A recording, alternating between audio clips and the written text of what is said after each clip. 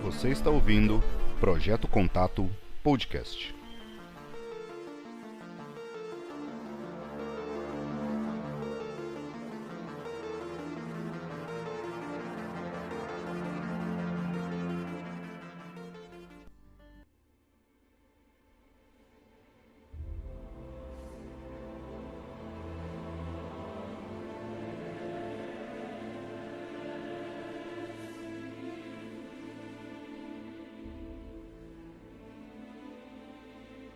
Salve pessoal, tudo bom?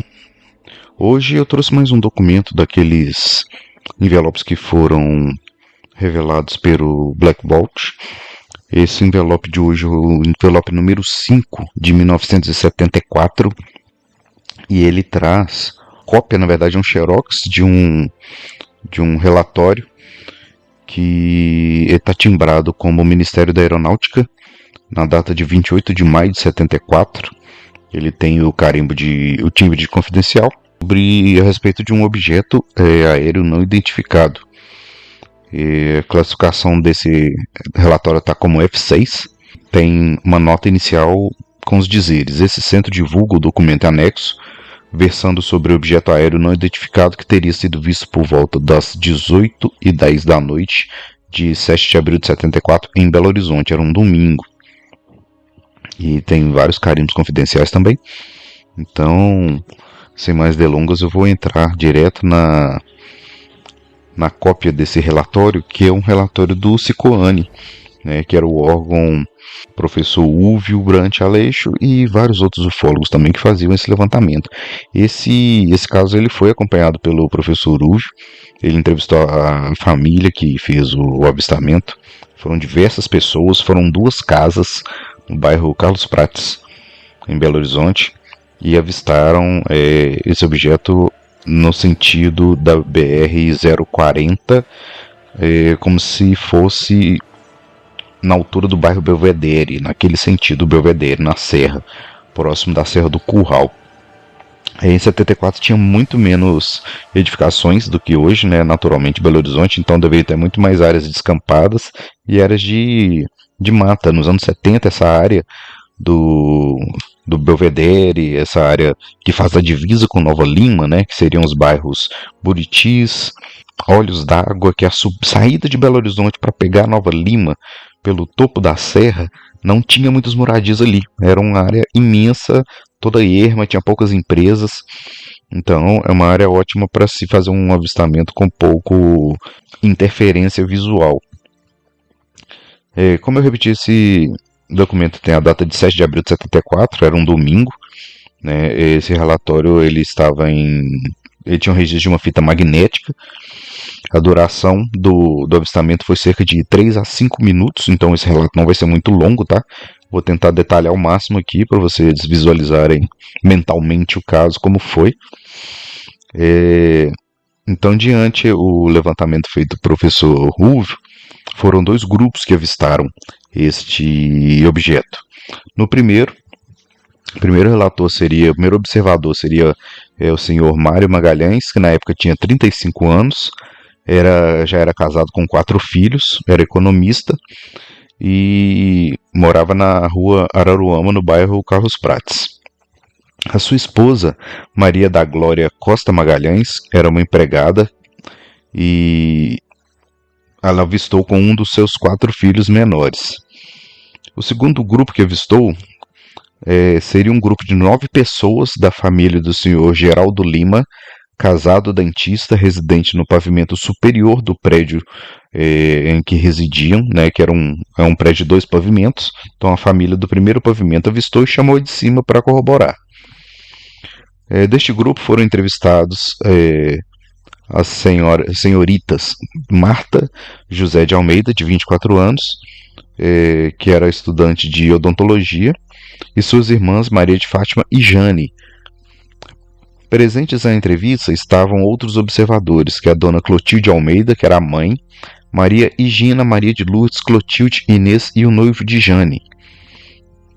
Para este estudo, essa entrevista, quem conduziu foi o professor Ulvio Brant Aleixo, do Cicoane, e um senhor com o nome de Pierre Doranazarte, ou Dorazarte, está um pouco ilegível, do grupo Lumière de la Nuit, de Paris. Ele era um ufólogo parisiense que estava em Belo Horizonte e teve a oportunidade de conduzir junto com o professor Uve.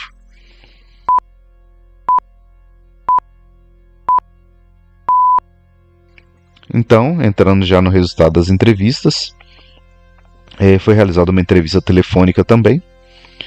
Segundo Mário Magalhães, a sua esposa chegou à porta da cozinha para observar o céu na direção da BR-135, que essa nomenclatura foi adaptada, tá, gente? A 135 ela vira BR-040 na saída de Belo Horizonte, e essa 135 ela segue, se não me engano, até São Luís, Maranhão, norte do Brasil.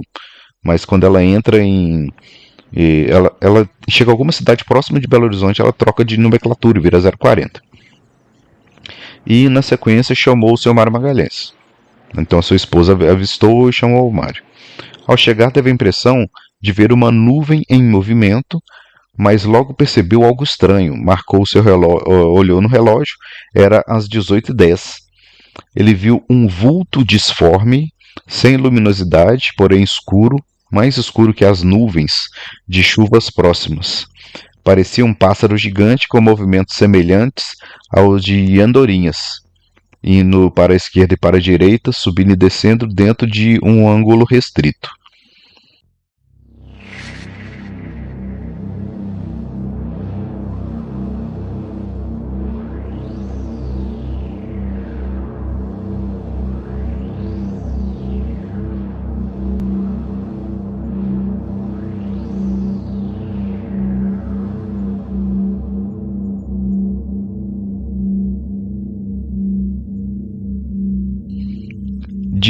Durante as evoluções, via-se apenas um vulto, até que numa breve parada o objeto apresentou a forma de bacia ou prato fundo, visto de perfil, com uma boca virada para cima. Após chamar os vizinhos, continuou observando, mas não viu como o objeto desapareceu, porque o perderam de vista. A hipótese de um avião foi excluída imediatamente em virtude dos movimentos bruscos e da parada do objeto. A observação foi feita na rua Araruama, no bairro Carlos Prates. Na parte final da observação, notou que o objeto estava na direção do 12º Regimento de Infantaria. Fazendo um parêntese aqui, esse 12º Regimento de Infantaria, ele é o 12º, atualmente ele é o 12º BI, que é o 12º Batalhão de Infantaria. Ele fica no bairro Prado, quase no centro de Belo Horizonte. Todo mundo conhece o 12º BI como referência, porque ele é o local de todos os homens, quando fazem 18, eles têm que se apresentar para o exército nesse batalhão. Então todos os homens de Belo Horizonte passam por ele pelo menos uma vez na vida. Então eles sabiam a referência desse batalhão, né, que já havia na época, e marcou bem o ângulo onde ele avistou esse OVNI, e tomando como referência a casa de uma vizinha próxima. Então o seu Mário Magalhães ele conseguiu praticamente triangular uma coordenada, digamos assim, através dessas referências do batalhão e através de um telhado da vizinha. Então ele conseguiu mensurar, né, uma distância no olho ali, digamos assim. A duração estimada desse avistamento ocorreu entre 3 a 5 minutos, o que é um tempo longo para um avistamento, né, se parar para pensar. E durante essas evoluções o objeto dava a impressão de perda de equilíbrio. Ele parecia estar muito baixo e às vezes ele dava a impressão que iria cair, ficava abaixo da linha da Serra do Curral e à direita de uma antena enorme de TV que tem. Então foi uma outra configuração, uma outra identificação visual que foi apontada pelo Mário também. Então, segundo o observador, né, o Mário, ele julga que o objeto estava sobre a cidade, possivelmente na vertical, exatamente em cima do 12º Batalhão.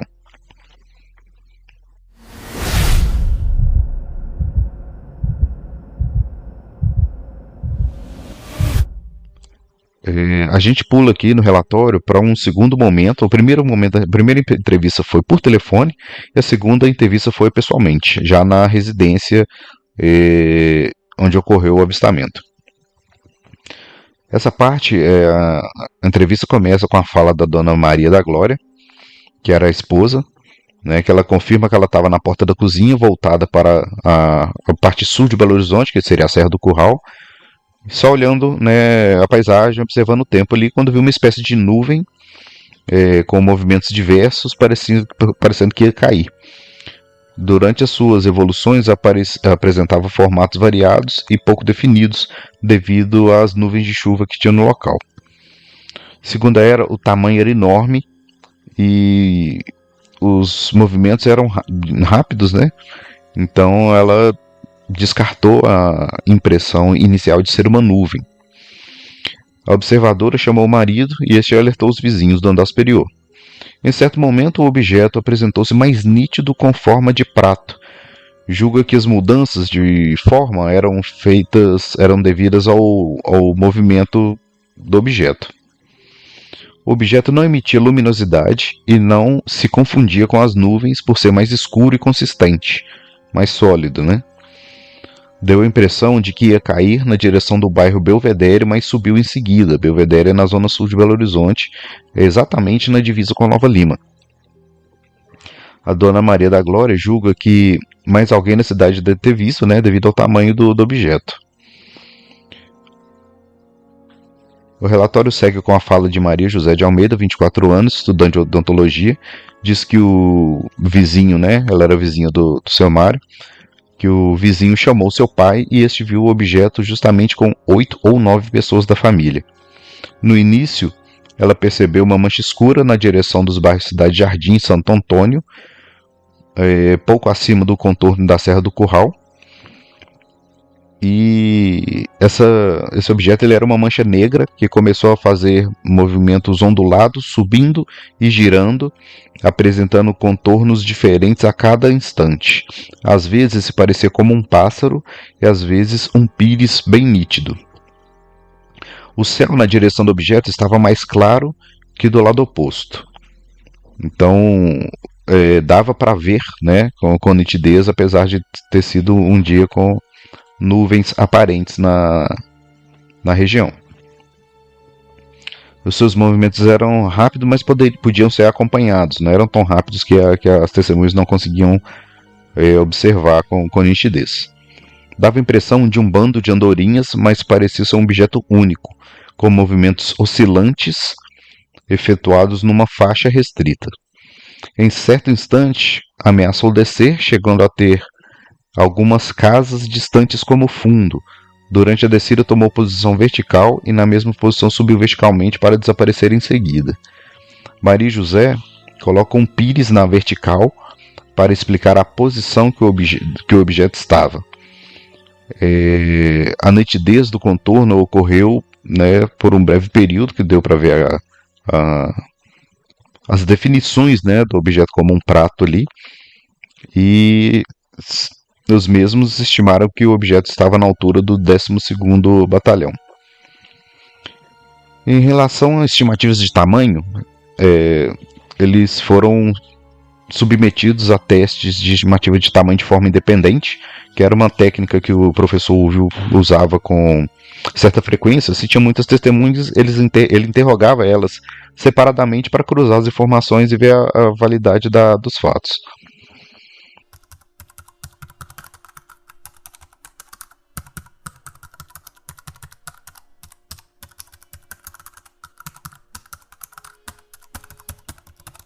Nesse teste de estimativa de tamanho, ele utilizou uma régua com alguns gabaritos de elipse e colocado a uma distância, né, onde os observadores apresentavam os resultados de acordo com a sua percepção, né, do objeto.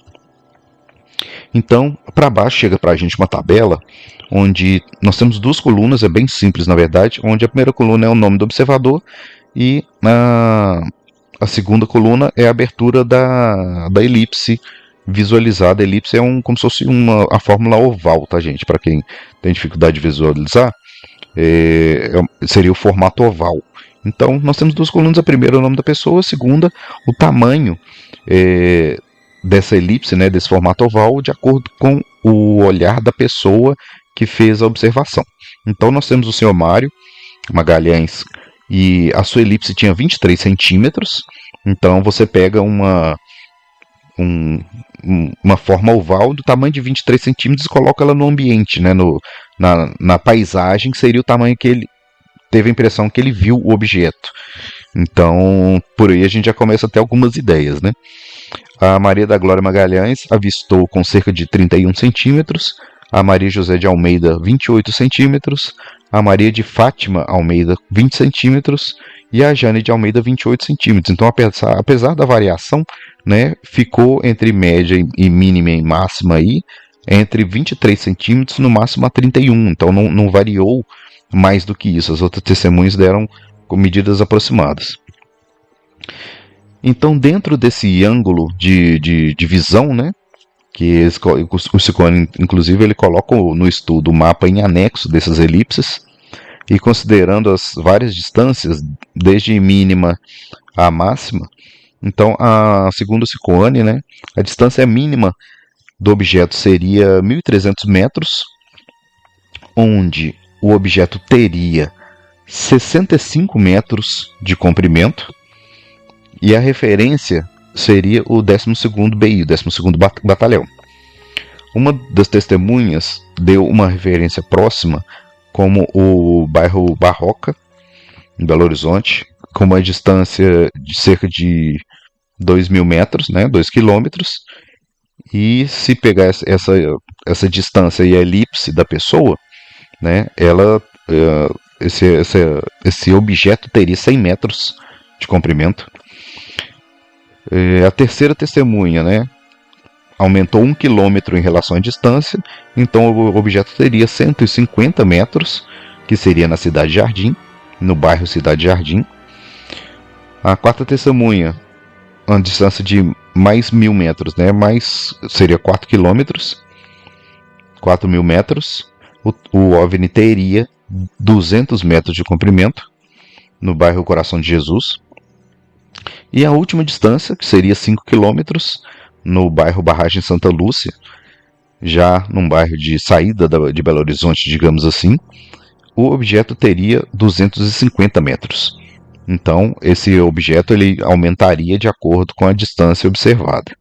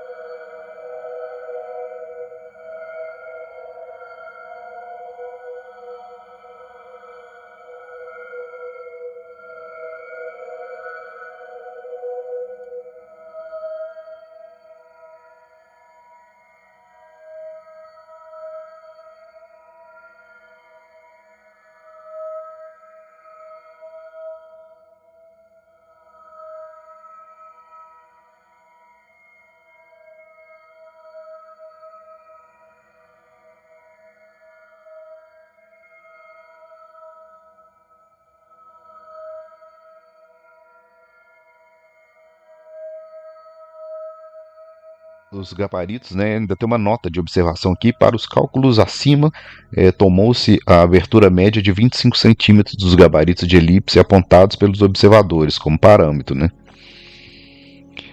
E no final do relatório tem um mapa de Belo Horizonte, onde que é um mapa seria um mapa de um catálogo telefônico, onde tem a exata posição da rua onde os observadores viram o fato, com uma vista, digamos assim, para Serra do Curral, na saída de Belo Horizonte, e uma sequência de marcações, que seriam essas marcações que foram tabeladas acima.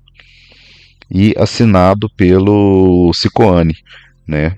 Um mapa de Belo Horizonte, uma escala de 1 para 40 mil.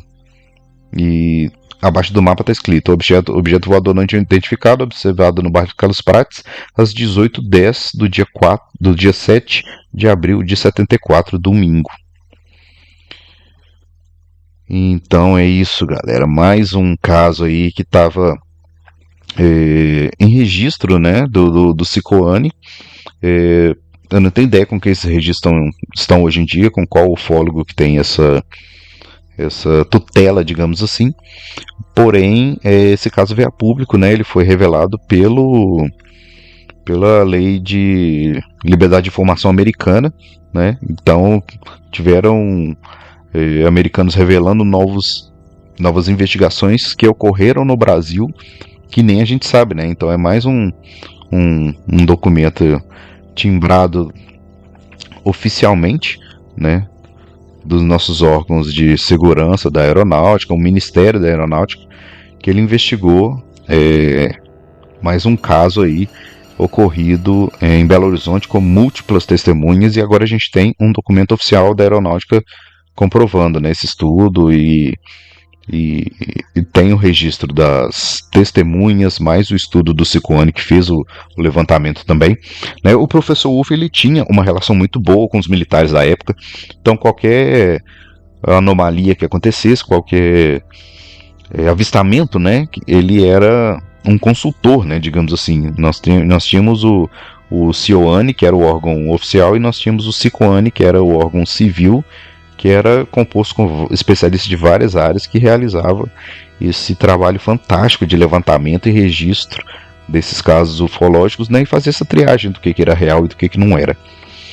Então, eu fiquei muito feliz quando eu li esse relatório, o quinto envelope, né, que tinha vários documentos, entre eles esse caso, que é um caso muito próximo. Esse bairro, ele é o bairro onde os meus filhos estudam, então eu consigo acessar essa rua com certa facilidade. É uma rua bem próxima da escola dos meus filhos.